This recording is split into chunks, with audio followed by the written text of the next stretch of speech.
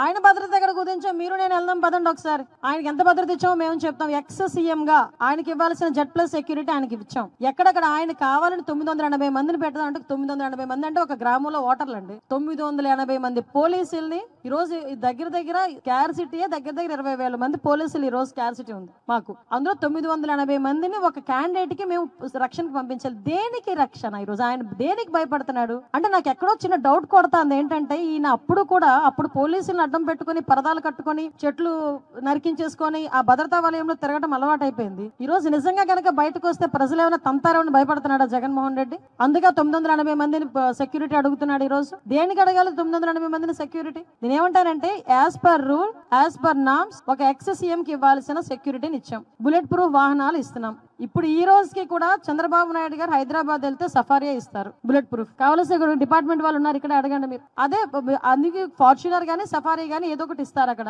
ఆయన దగ్గర సంథింగ్ ఇంకొకటి ఏదో ఒక 2 వెహికల్స్ ఉన్నాయి bullet proof vehicles. So overall గా చెప్పాలంటే ఆయన భద్రతను ఎక్కడా కూడా ఎవ్వరూ తగ్గించాల. ఆయన ఫీల్ అయిపోతున్నాడు. చుట్టూ కనిపించకపోయేసరికి పోలీసులు కనిపించకపోయేసరికి ఆయన ఫీల్ అవుతున్నాడు అలా, అంతే.